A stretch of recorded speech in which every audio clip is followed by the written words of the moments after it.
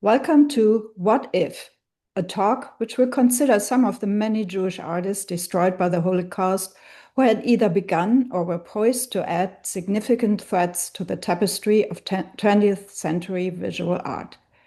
I'm Rachel Stern, Executive Director of the Fritz Ascher Society for Persecuted, Ostracized, and Banned Art based in New York.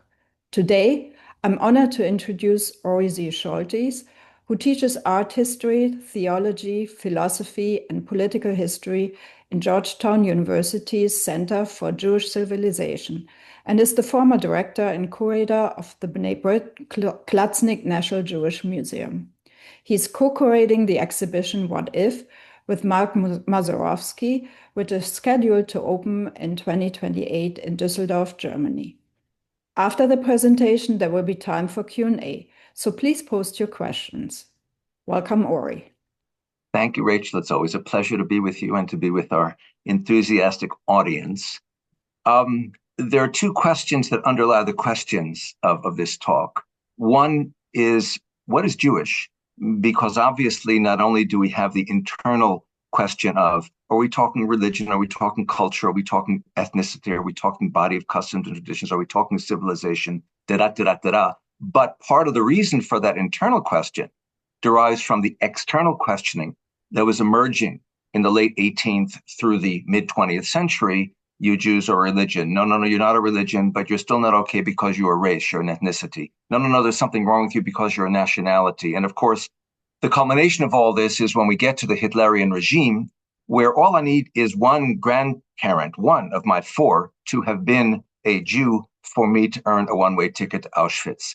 So the Jewish question has a particularly important and interesting subset in the context of the Holocaust. The second sort of underlying question is about Holocaust, and then attach that to a noun: art, music, literature, experience. Primo Levi, in his last work, The Drowned and the Saved, for example, points out there's no such thing as the Holocaust experience because there are no two experiences that are exactly alike. And that's not only because, obviously, every individual responds individually to the same circumstances, but because the circumstances were different. If I were in Bergen-Belsen, different from Auschwitz. Auschwitz in 42, different from Auschwitz in 44. Auschwitz in March of 44, different in this bunk from that bunk, depending upon who is in charge, and so on and so forth. To say nothing of, I'm a hidden child as opposed to someone who made his way or her way through the camps.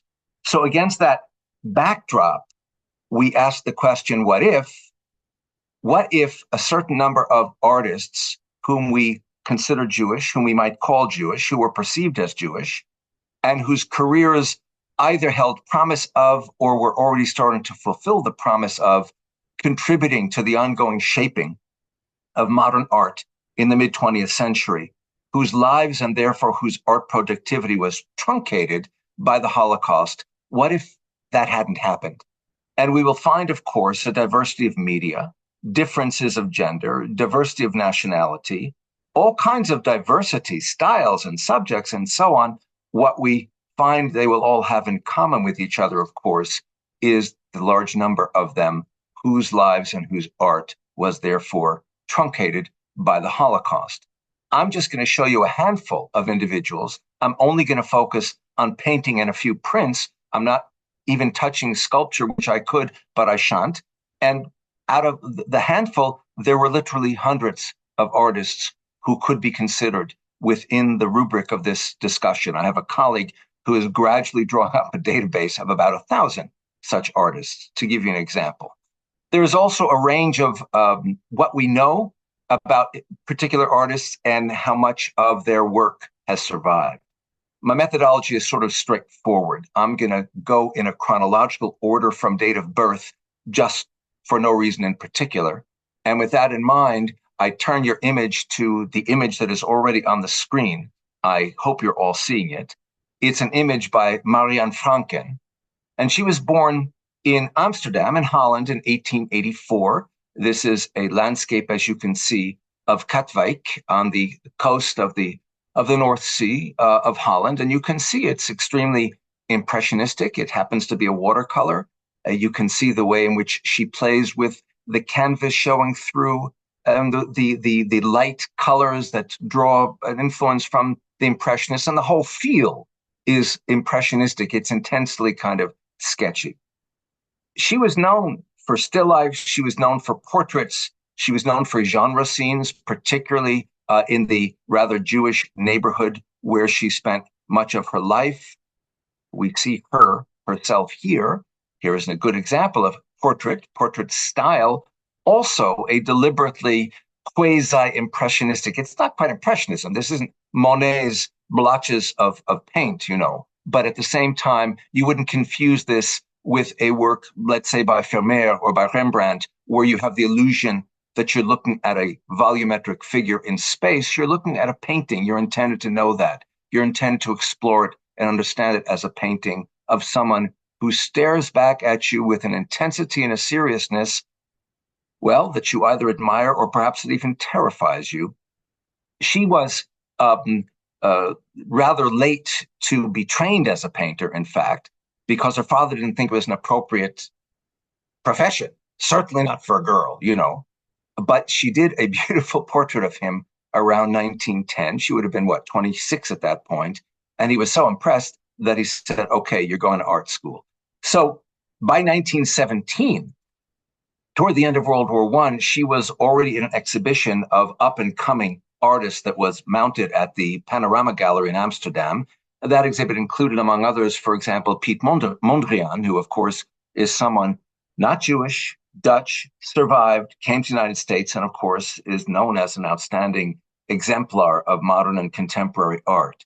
By 1918, Marianne Franken, was a member of the Arti et Amicitia Society, which was a very important artist society that only serious and accomplished artists were permitted to join. So really, in a very quick period of time, she established herself as a solid artist. And in fact, in 1939, so we just fast forwarded 21 years, in the exhibit Our Art of Today, which was at the Rijksmuseum, you understand that is the preeminent art museum in Amsterdam, she won second prize.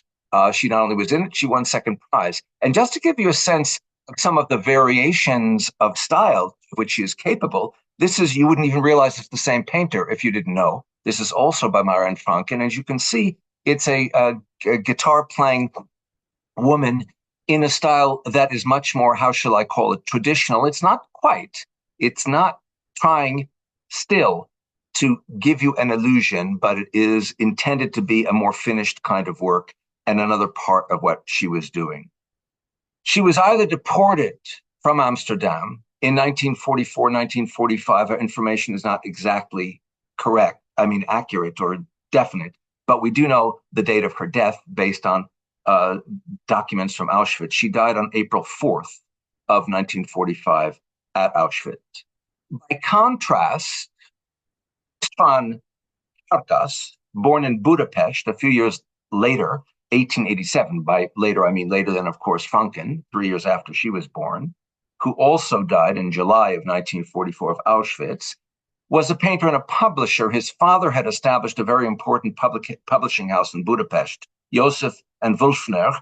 That was his born last name, Wulfner. I'll get to that in just a moment. His father was also a prominent art collector. And ultimately, Istvan changed his name. That's how we get to Farkas from Wulfner, because Wulfner is, of course, the German form of wolf, and Farkas is the Magyar, the Hungarian form. So he preferred to have a Hungarian, a Magyar name to having a German name. And he did that at some point in his early adulthood. But meanwhile, we're looking here at a work from 1922, and it's the coffee house, the cafe. And again, you recognize the intended, as it were, unfinished quality of the line, but you also recognize how radically different in coloristic proclivity this is from Franken's work. It's much more almost fauvist. It's moving in that Matissean direction of intense colors. Look at that red-faced man. Look at that wonderful violet hat on the head of the woman next to her.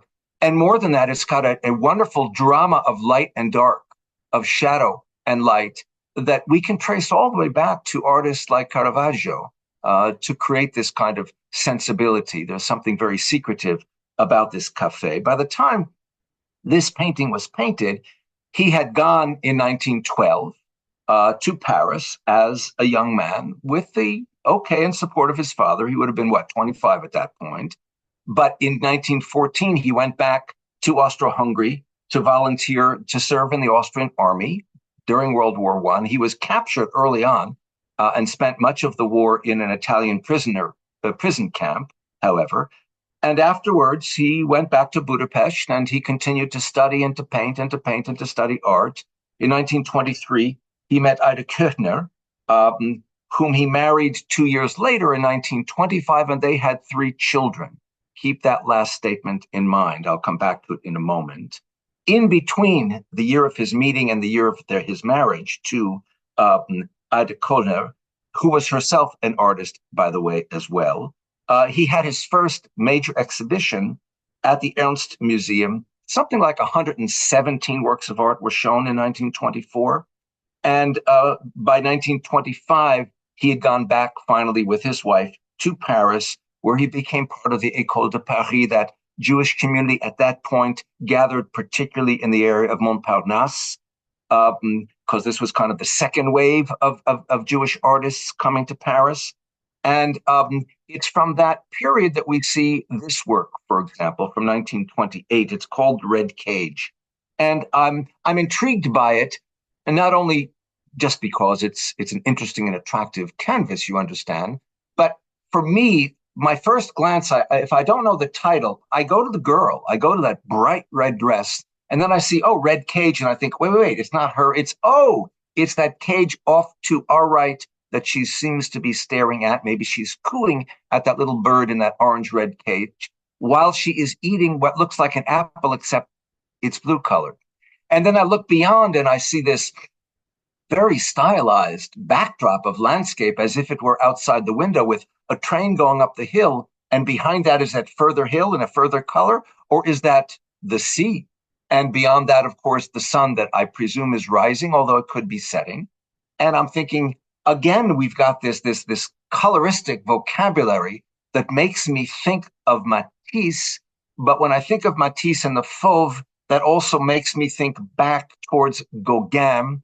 And Gauguin was the one who said, Pissarro, who was the oldest among the first generation of the Impressionists, as you know, a Jewish artist from St. Thomas, the Virgin Islands, whose supermarket owning father not only allowed him to study in Paris, but then allowed him to go on and be an artist rather than insisting that he come home and become a shopkeeper. Gauguin said, Pissarro is the one who said to us, look, your color should reflect your feeling. If you feel the tree is blue, paint it blue with the strongest blue you've got in your palette. And from Gauguin, we go to the Fauve and to Matisse. And from Matisse, it seems to me, we go to this kind of a painting, which also strikes me as having a kind of anticipatory sentiment, because the bird is in a cage, and yet he's got that odd black line that separates her from the cage, and it seems to be mirrored by the background black line. It's almost, my first glance makes me feel like she's the one who's in the cage. Is that anticipatory of things that are a hop, skip, and a jump and away? This is 1928. The Nazis have been in power for 5 years. He's in Paris, however, so no problem there yet. And yet one more painting. This is 1931. It's called Nightfall. And again, it's got a kind of impressionist beauty, but with a darker color kind of scheme as compared to the previous 2 images. Church, the sunset, that wonderfully colored sky, the little gate. I wonder, it's just maybe in my imagination, is this the gate to a cemetery? I suppose I think that because I'm seeing church here. And I see figures, but then I see, as with the previous image, even more so, the entire lawn is, as it were, reddish color, nothing like the colored lawns I've seen anywhere except in Gauguin's 1888 painting, The Vision After the Sermon, which shows these pious Breton women who've just heard a sermon about Jacob wrestling the angel. They've come out from the church and boom, they're so caught up, and we see those whom we can see, all their eyes are closed. It's an interior vision. And so we see that wrestling match separated by this wonderful tree from that everyday cow ambling along, all taking place on this bright red lawn because Gauguin said, Pissarro said, paint it as you feel it and not necessarily as it looks in nature. And it seems to me that that very much inspires the work of Istvan Farkas in his painting. The following year, the year after this painting of Nightfall, his father died. So he had to go back to Budapest to manage the publishing house, and he turned it into a more progressive, it had been more traditional under his father, a progressive publishing house. He kept his studio in Paris, so he was doing a little bit of a back and forth kind of commute. He had major exhibitions that year in 1932, again in 1936. But of course, by 1944, the Germans have entered Hungary. And he believed, of course, as so many did in his situation, that he would be protected by the Hungarians because, after all, he had served in the war. He had been given a medal. So surely they're not going to give me up to the Germans. Well, guess what? He was wrong. And in April of 1944, he was sent to Auschwitz, where he was gassed on arrival. His wife wasn't gassed. No, she was beaten to death by thugs back in Budapest, and they tossed her body in the Danube River. We don't know what happened with the three children, whether they survived or not. Farkas is a common enough name that it's hard by looking up for Farkases to come across. I have not yet, anyway, come across information that will answer that rather interesting question for me. As for him, of course, after the Soviets took over Hungary, all of what had belonged to him, his studio, as well as his villa in Budapest, all of that stuff was confiscated. His publishing house was nationalized. And that's kind of all we hear about him until the 1980s, when he has his first exhibition.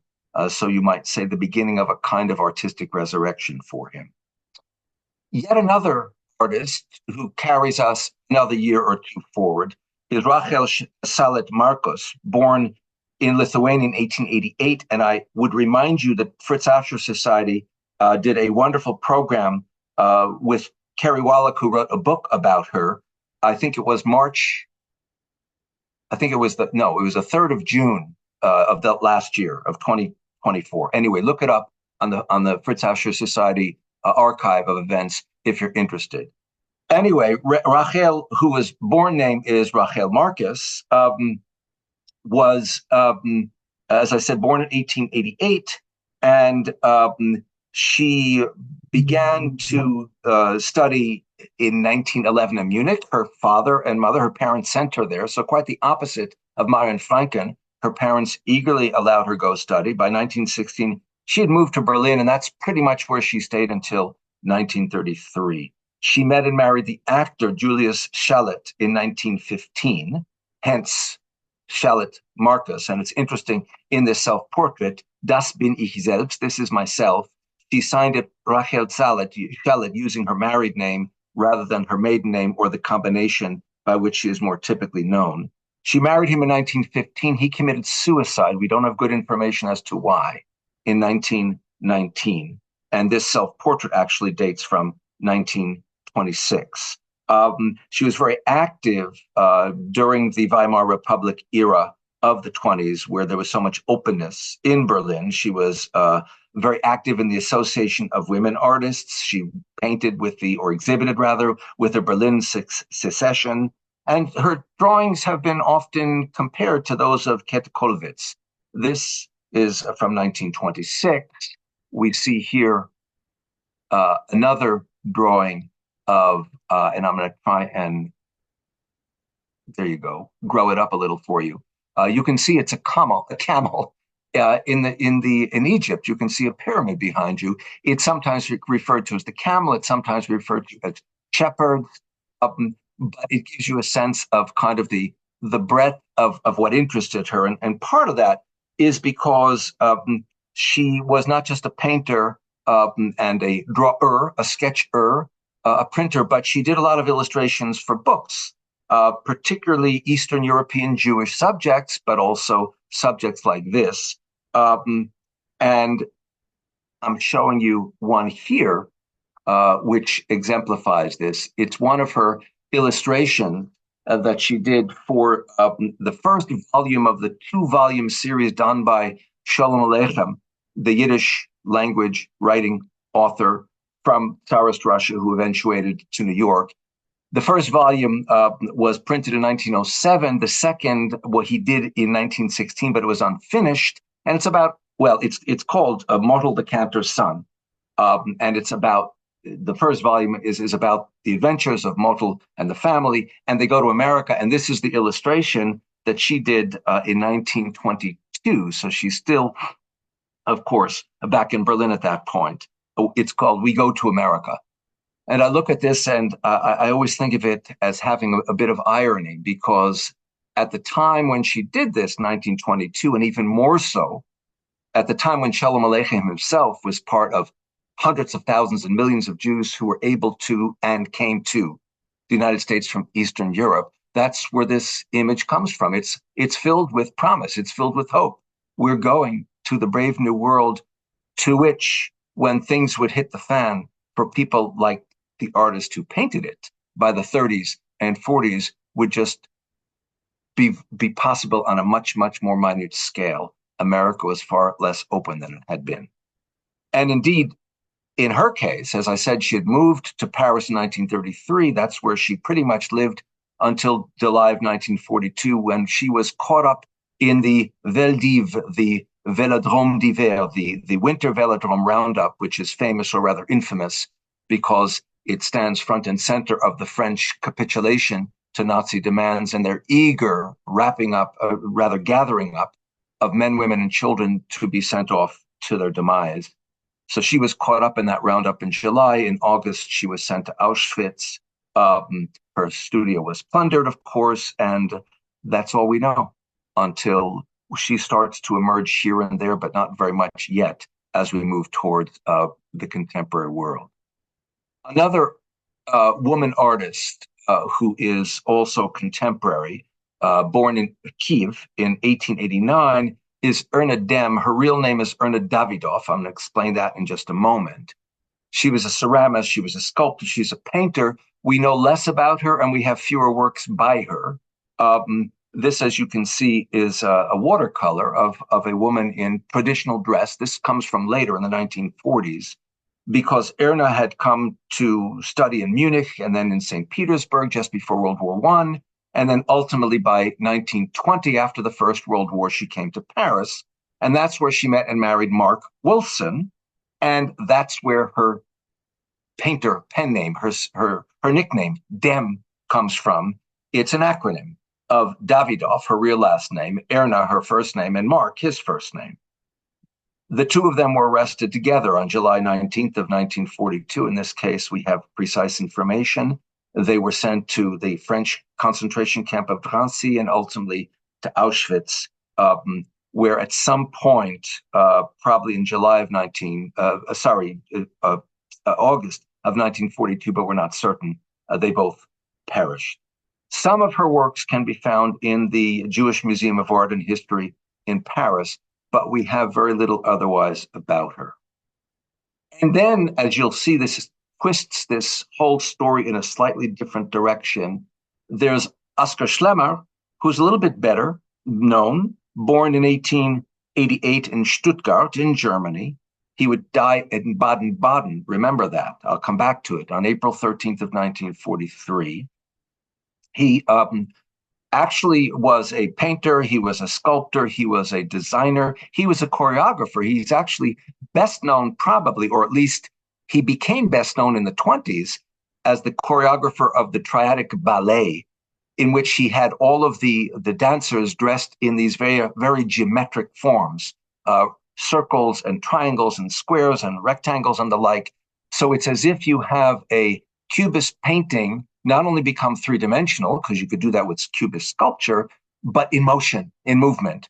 And it was quite obviously unusual. And when it was first performed in 1922, these humans in geometric forms, it kind of put him on the map of the arts, but it was as a choreographer at that point, only he was putting into play, because he was also the designer of the costumes, his work as a visual artist as well. Oskar was the youngest of 6 children, in fact, and both his parents died around 1900. So he was raised by his siblings, one sister in particular with whom he lived, but then he got himself a number of different apprenticeships, so he was able by the age of 14 or so to be very much on his own, self-brought up, as it were. And his work often, because he also served in World War I and he was wounded, his work often has very doll-like figures that some critics interpreted as a kind of a reflection of what he had seen as wounded soldiers in the hospital. In any case, very stylized. And this, in any case, is a self-portrait. You can see he's looking in the mirror. And again, this very columnar kind of feel to his neck. We see versions and variations on that kind of an idea, of course, with the sculptures that Modigliani did or that Brancusi was doing earlier than this, because we're into the early 20s. Well, by this time, we're talking about a painting that's 1931, in fact. So 20s and early 30s, and that wonderfully stylized hand that almost looks like a flame, as if he's trying to illuminate his face to see the face that he can't and we can't really see in the mirror. Well, he had a very successful career.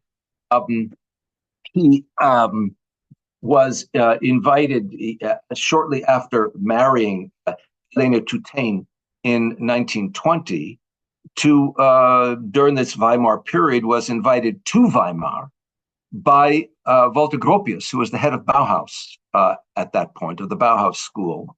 And he was invited to run the program in mural painting and sculpture, those departments at the Bauhaus. And then he was put in charge of stagecraft workshop by 1923. So his career was really flourishing. His ideas, as you can imagine, were rather complex, and that created a problem in the later 20s when Gropius's successor was far less sympathetic to his kind of thinking. So in the end, he left the Bauhaus in 1929. By that point, Hitler's been in power been post Mein Kampf for 6 years and pre-power 4 years out. And he left, Schlemmer did, to go to the State Academy of Arts and Crafts in Breslau. And yet the interesting thing is the Bauhaus very much still captured his imagination, because this painting is from that post-Bauhaus period, 1932, but it is the stairway at the Bauhaus. And you can recognize, again, a very stylized way of presenting figures, almost always altogether or nearly faceless or altogether faceless. And look at that leg and that foot. It's almost as if his motion is that of a dancer in toe shoes. The idea is much more about the symphony of shapes and colors than it is, say, about figures. He was very interested in the problem of figures in space, how they move, where they stand. So there's a way in which his painting resonates from his choreography, and his choreography resonates from his painting. And by 1933, because now Hitler had come to power, there was a lot of pressure on artists who were unconventional, as he was. There would be pressure on the Bauhaus, where he was no longer involved, and it would, of course, shortly be closed down, having moved a number of times from place to place. He himself was included in the renowned Degenerate Art exhibition of 1937, but the interesting thing about him is that on 2 different occasions, when he was addressed by Nazi officials, he was addressed as a Jew. You're a Jew and you're a communist. Well, we're pretty sure he wasn't a communist, and we're absolutely certain he was not a Jew. And yet he was perceived in that light by the Nazis, which meant 2 things. One, that he was moving around very uncomfortably between 1933 and 1943. And 2, I would argue that the heart attack from which he died in the hospital in Baden-Baden in 1943 is a heart attack that arguably might not have happened had not the conditions of the Nazis and what became the Holocaust imposed themselves upon him, even as someone whom we would not label a Jew, but in whom the Nazis found a sufficient Jewishness to persecute him. Again, he disappears. His first retrospective exhibition comes 40 years later in 1986 at the Baltimore Museum of Art. And what's further interesting is that this painting was in the hands of MoMA, and it was lent around 2000 to an exhibition in Berlin at the Neue Nationalgalerie, not the Neue Gallery in New York, the Neue Nationalgalerie in Berlin. And his daughter, Uta, so we know he had a daughter, and we know obviously she survived, sued to get the painting back, or at least to get compensated for it. And the interesting thing, you know how these things work, the court ultimately ruled in her favor, but by then the painting had already gone back to MoMA, and the court order had no effect on what happened in New York. So we are talking about a kind of range, even of ways in which we might call a given artist Jewish, as far as the situation of and the relationship to and the conditions within the Holocaust is concerned. That brings us to Bruno Schulz. Here we go. And again, I'm going to cheat so we get a bigger picture of him. This, of course, is a self-portrait. Schulz was born in 1892, so we're slowly moving through the last part of the 19th century as far as birth years are concerned. In Drohobych, in Ukraine, and then, of course, part of the Tsarist Russian Empire. And he pretty much spent his life there. He would die there in 1942. He is best known, as you probably are aware, as a writer of short stories. The stories that pertain to Crocodile Street are actually come out of his letters about his own familial experiences that a writer then said, hey, you should turn these into stories. And he did. He's regarded as the preeminent Polish language stylist of the 20th century. In fact, the Polish Academy of Literature gave him the Golden Laurel Award for his writing in 1938. So he was already well known as a writer.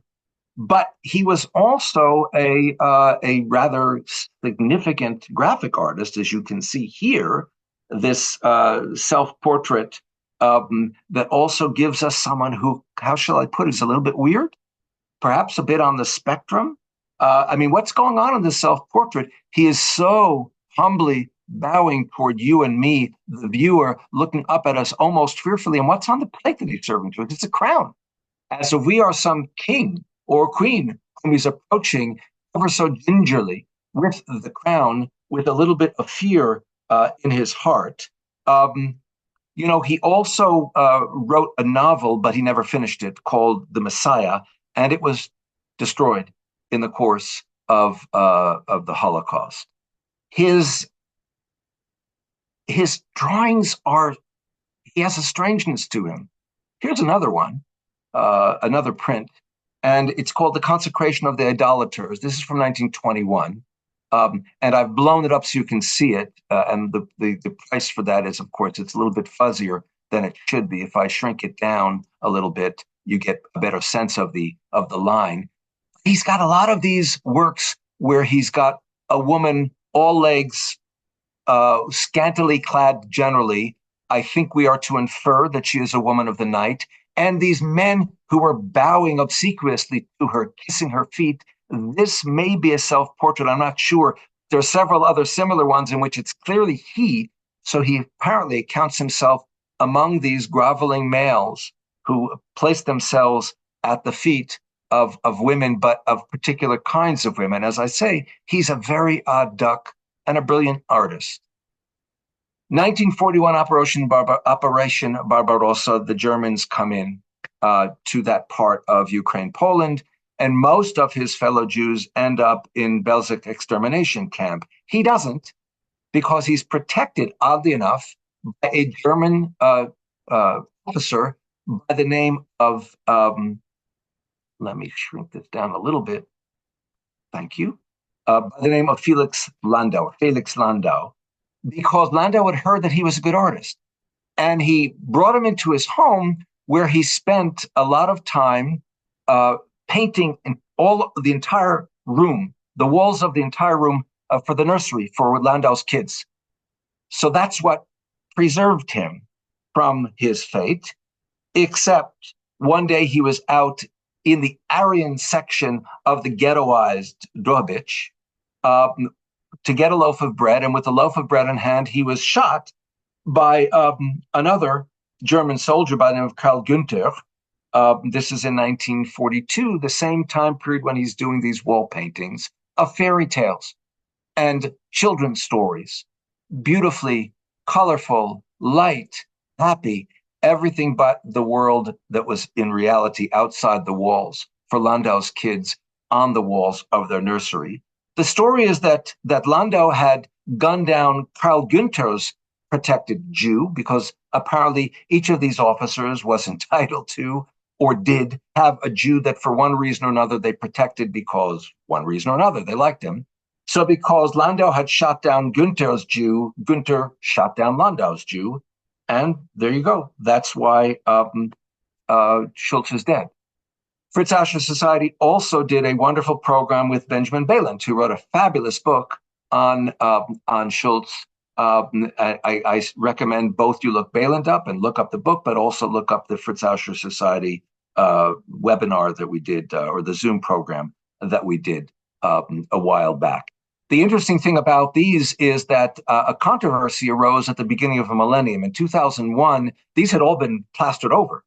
In 2001, some workers who were doing repairs uncovered them, this whole wall, right, preserved pristinely because of having been covered, and someone let Yad Vashem know. So people from Yad Vashem came to the town and managed to get into the villa here in Drohobych and took away huge chunks of the wall to Yad Vashem on the grounds that it belongs in our museum. Of course, this created a brouhaha because he is an extremely popular Polish and Ukrainian, they both own him, as it were, writer, and he's our patrimony. No, he's our patrimony. You spat him out. We deserve him. No, we didn't. We deserve him. And the whole case went on for 6, 7 years. It wasn't resolved until 2009, when in the end, the pieces that had been taken to Jerusalem were permitted to remain at Yad Vashem, but not as if Yad Vashem owns them, but on long-term loan from Drohobych. And that was the kind of the solution to this sort of to that sort of a problem. Not the kind of problem one has when one thinks of someone like Chaim Soutine, who, of course, is very well known. So he's the exception thus far to those we've talked about. Schultz doesn't become known except as a writer until the 90s, and of course as a painter until the Yad Vashem thing happens in 2001. Everyone else I've talked about, maybe with a half exception, well, Schlemmer starts to become known in the 80s. Everybody else remains unknown. Soutine has had a steady stream of admirers as much as he was alive, and while he was painting, most of his fellow artists didn't even like his work. He was born in 1893 in Belarus, and he would die in Paris in 1943. He was the 10th of 11 children, a very traditional Orthodox Jewish family in a very Orthodox traditional Jewish community. He clearly did not have a happy childhood, unlike someone like Chagall, who makes so many references to his childhood world in his work. There's nothing in Soutine's work that alludes to his past. It's as if it didn't exist. And there's a story that he was drawn early to be an artist, and he did drawings of the rabbi, sacrilege, because you're not supposed to be making those kinds of drawings. And the story is that the rabbi's sons beat him up. I don't know. I wasn't there. That's what the story is anyway. He came, in any case, to Paris in 1913. Again, part of that Montparnasse, École de Paris, the Jews particularly gathered in the former slaughterhouse abattoir known as La Ruche, the Beehive, where they had their studios, where the landlord would rent for very, very cheap, although there were holes in the ceilings and rain would come through and you'd stuff them with blankets, or at least those are the stories in any case. But as I said, even among most of his fellow artists, he was thought of as a weirdo. And this is the kind of work that he did, an expressionist style that makes Van Gogh look tame. His figures as if there are no bones in those bodies with distorted faces. And what makes this one particularly interesting is that it's a self-portrait from about 1925. And aside from the extraordinary distortion of the nose, the lips, and there are portraits of him by Modigliani, so he wasn't that bad looking a guy. But his sense of self that we get from self-portraits is that he saw himself as ugly and not so sure about what I am as an artist. And why do I say that? This is not my slide. This is his painting where the hands are cut off. So the instruments of his artistry are missing from this self-portrait. I don't think that's accidental. So a very profound expressionist, although by 1923, he was introduced, or rather introduced to him was the Albert Barnes, who was becoming an art collector in Philly, and he bought 60 works sort of on the spot. And so many of the Soutines are in the Barnes collection in Philadelphia, or what used to be outside Philadelphia, now within Philadelphia. So he was already known in some circles, even in that period, but he spent a lot of time in the 20s in the Midi in the south of France. He one of his thumbprints was a series of 10 different paintings of a flayed carcass of an ox, an idea that Rembrandt had tried, and that in part inspired him, but which he took to a bloody extreme. And the stories are, on the one hand, that, he had this thing hanging in the studio for weeks and weeks on end, which was also his home. Many of the artists lived in those studios and didn't just come to paint in them, and they began to complain about the stench. And there's a further story that the blood was seeping out under the door, and that Chagall came running through the hallway yelling, "Someone has stabbed Soutine! Someone has stabbed Soutine!" because he thought that's where the blood came from. Pure emotion, pure expression, pure, craziness, not only in his figures, but his landscapes. This is a landscape of a windy day at Auxerre. This is 1939. This is the year the war begins, in case you've forgotten that year. And you can see that the wind is so powerful that it's twisting these trees off, bending them to the right. Where are the figures? There are figures. Oh, yes, there are figures. These tiny figures like bugs on a wall. The winds are so strong that this is what they're doing to these gigantic trees. How must they be experienced and felt, those winds, by these figures? And he's got a number of these landscapes from this period, and it's almost, again, prophetic, because the winds are starting to blow in such a strong way that people like him will be more than simply blown away. They'll really be blown away. By 1941, he's on the run because the Nazis have come into Paris. I think he had the idea initially that perhaps he could do a Picasso, and he could be protected somehow. Well, forget it, baby. He's on the run, but he's got an ulcer, and it's getting worse and worse. And finally, in 1943, he has to go back to Paris because he's got to get an operation to save his life. Well, too little, too late. He dies on the operation table in 1943 of a perforated ulcer. Again, as in the case of Oskar Schlemmer, without the Holocaust, without the Nazis, he wouldn't have left Paris in the first place. He would have gone to the hospital in the first place. He would no doubt have survived, and therefore, who knows what he might have done otherwise. Another artist so much on the run, Felix Nussbaum, well known now, but again, and well known in his day, but in between his life and his art, truncated by the Nazis, so that he's lost for 40, 50 years before he is rediscovered. He was born in Osnabrück, Germany in 1904, so now we've climbed over into the 20th century, and he would die 40 years later in Auschwitz. He had gone to Rome on a scholarship from the Berlin Academy in 1933. How's that for a year? And of course, the Nazis took over. The Nazi brass showed up in Rome, and he realized things were not going to go too well for him. So he left Rome. He also met Felke Platek, another painter, and another painter who is covered by a Fritz Ascher Society Zoom, whom you should look up, and you should look up that program. In 1934, I don't believe they got married, but they were together from that point forward, very much on the run. At one point, they visited his parents who had moved to Switzerland. You'll love this. His parents so missed Germany, they wanted to go back. He said, "Don't go back to Germany. It's dangerous. Don't go back." They did. Never saw them again.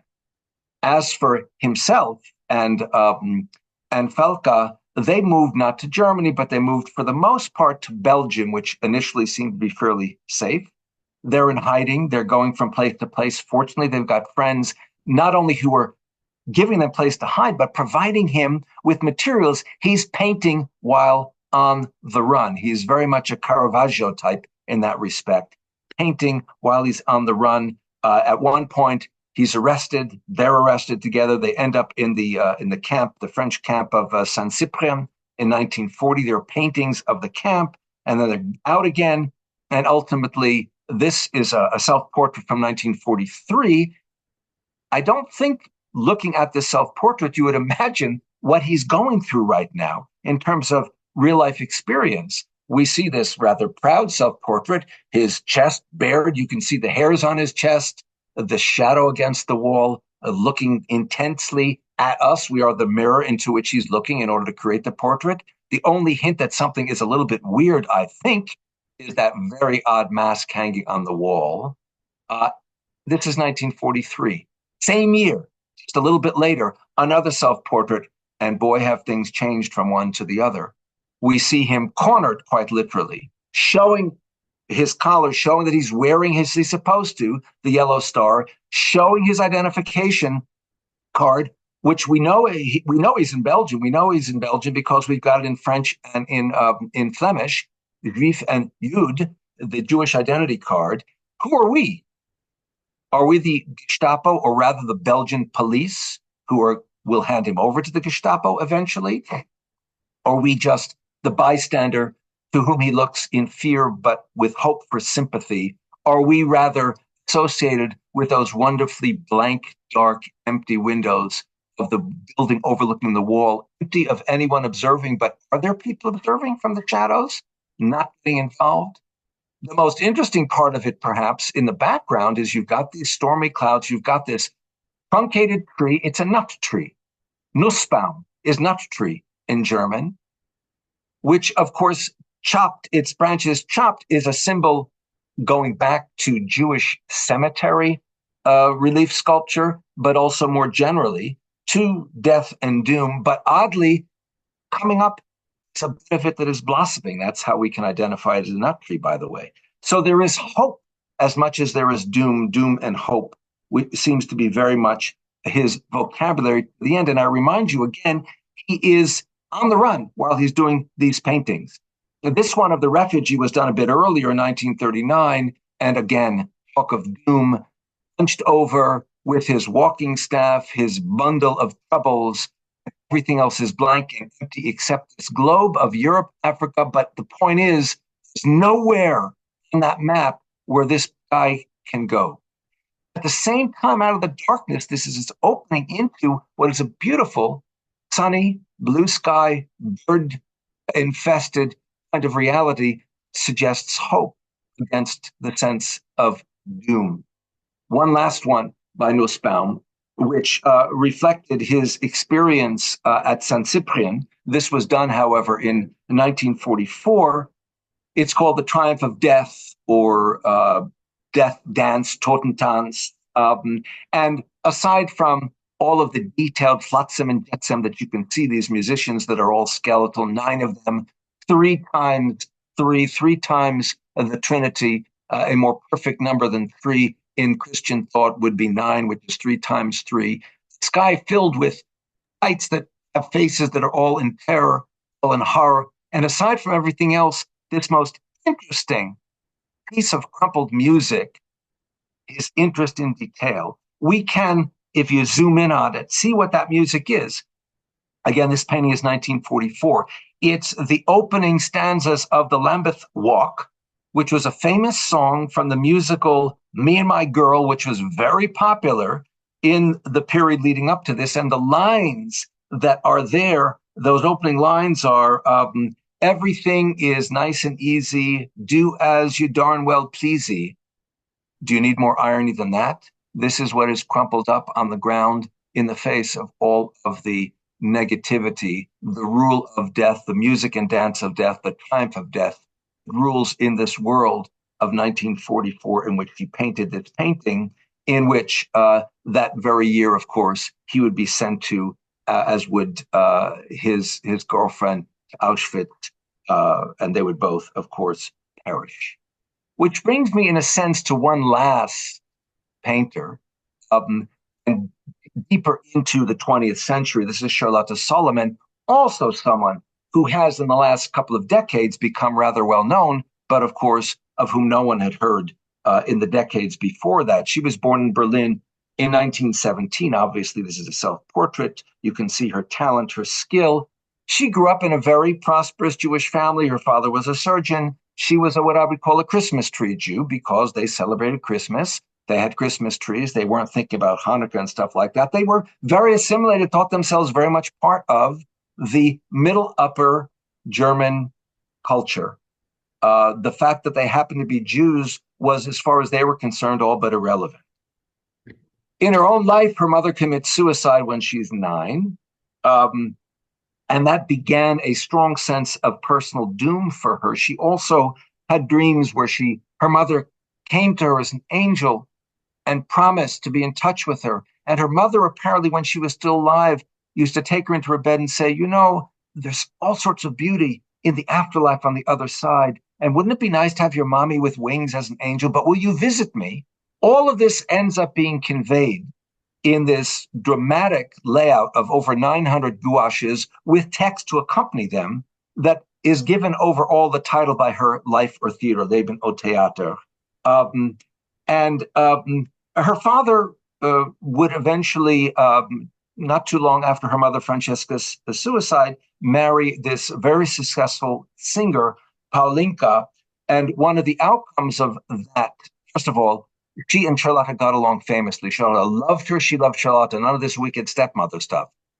When the Nazis came to power, so this is within Charlotte's series of gouaches, the point of departure. As you can see, it's January 30th, 1933. They're in power. Her father was sent to a prison camp, and he's doing hard labor. But because of Paulinka's contacts, he was able to get out. Paulinka introduces her to a music teacher, much older than she, by the name of Daberlon, and she becomes very much in love with him.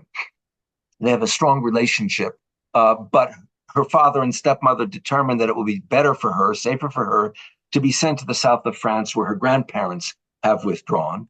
And so she moves. These are her mother's parents. Her grandfather dies. He may have been poisoned. This is relatively recent information by Charlotte herself because apparently he was molesting her. Not fact, but strong supposition. Fact, her grandmother has suicidal urges, leaps from the window and kills herself as her mother had done.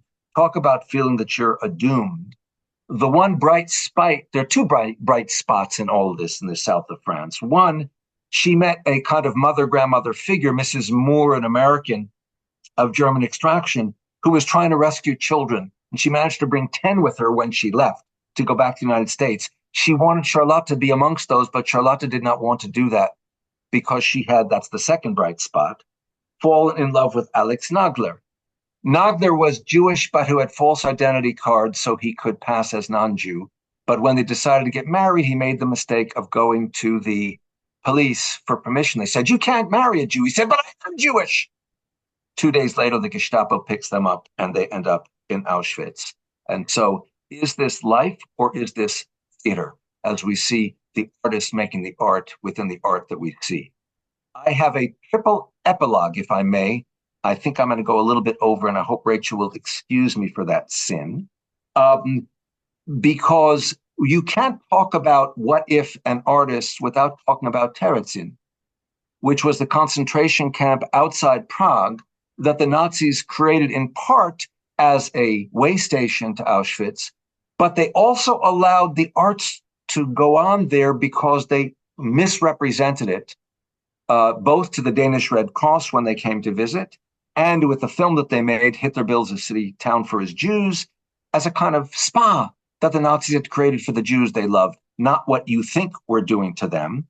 But there were artists there, most of whom did not survive, like Friedrich Taussig, otherwise known as Friedrich Fritta, his Czech name, who kept records, who somehow managed to portray, as you see here, rear entrance from 1941 to 45, or this other work, Film and Reality from 1942, where you can see that we're filming things for the camera.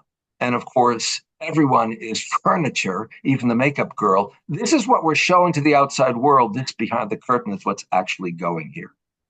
And of course, famously among the producers of art were the children, who were kept calm by being permitted to make art. The Nazis allowed it. This is by Dorit Vaiserova. As you can see, it's a beautiful, beautiful landscape. You would have no idea of what is actually going on in her world and in her life in this work done in 1943, the year before she died at Auschwitz at the age of 12 in 1944, or famously, this work by Margit Korotsova of A Butterfly. She died at the age of 10, or let's multiply them. Butterflies, done, let me just enlarge it just a bit for the fun of it, done by Elena Bulova, who perished, went to Terezin in 42, went to Auschwitz and perished in 44 at the age of 14. And of course, all this was made famous by, here's my second epilogue, by the poet, the 14-year-old poet Pavel Friedman,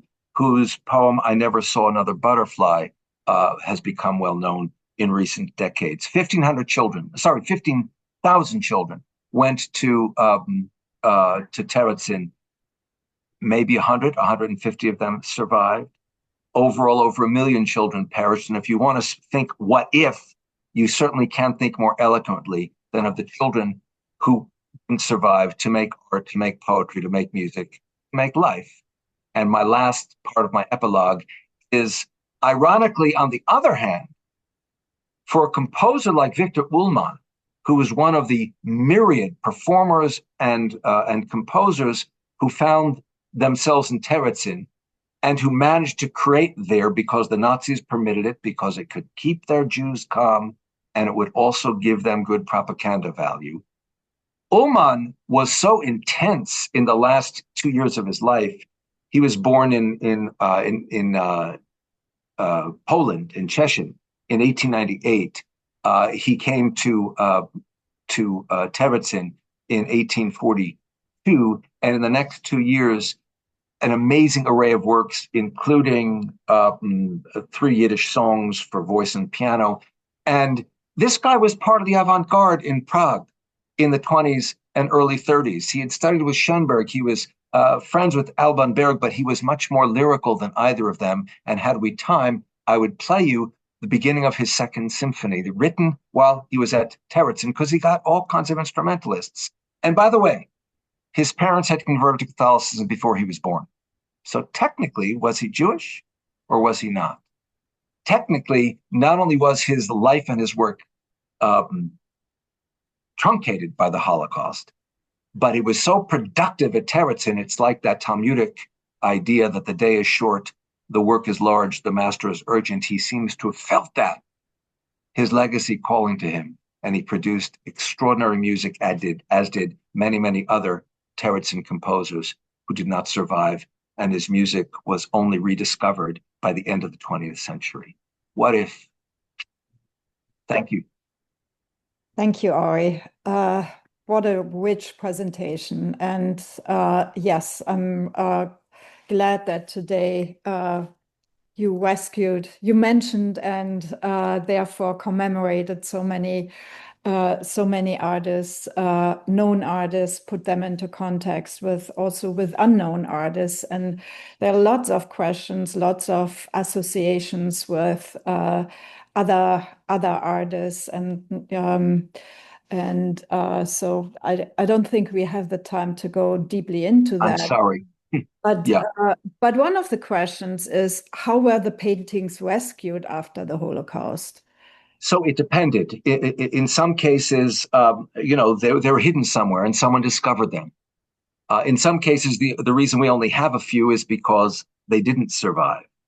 In some cases, stuff was, I saw the writing on the wall, so I managed to get my stuff to someone I trusted who was not Jewish, who held it. And that's why that happened in some of Nussbaum's paintings. That certainly happened with Victor Ullmann's music. They had a son. He and his wife had a son. He survived. He and his wife perished at Auschwitz. No, sorry, she died of tuberculosis at Terezin. He perished the day he arrived in Auschwitz.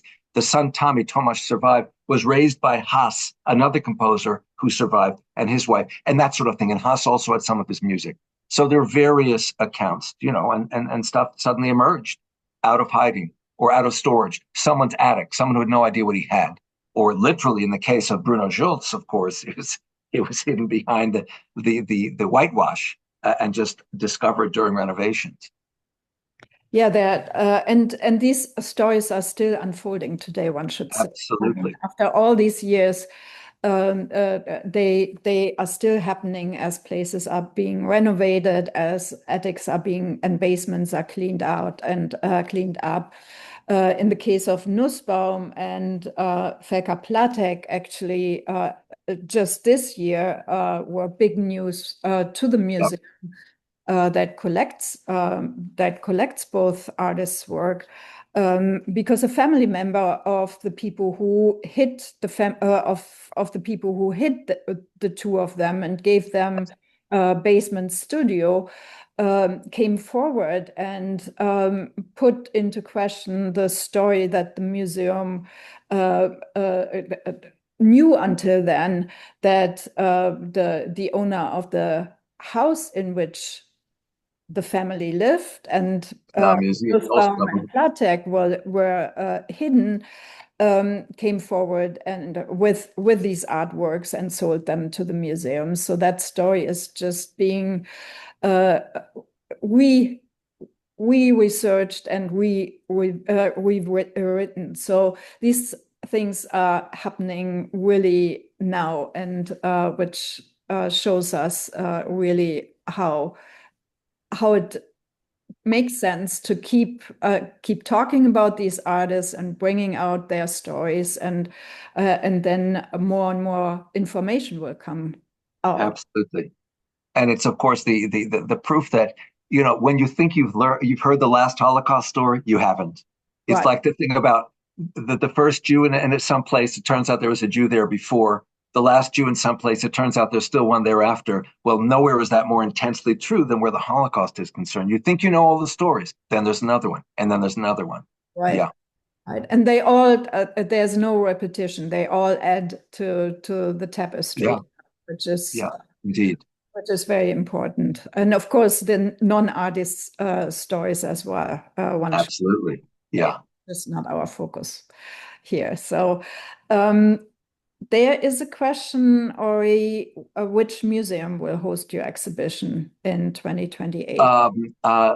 Forgive my memory. It's the city, the main city museum in Düsseldorf, the name of which I'm blanking on at the moment. But Mark and I have been sort of working with their curator for a while to get it going, and as always, with a municipal museum, and in particular, I would say in Germany, there are these political twists and turns before something is finalized. I think we thought this was going to happen pre-COVID, and it didn't even get started because of the politics. And then the politics have been interesting in the last 2 years, when suddenly it was Mark called me and said, "We're on again." So that's my answer. It's that museum. There's a name. But it's the Municipal Art Museum.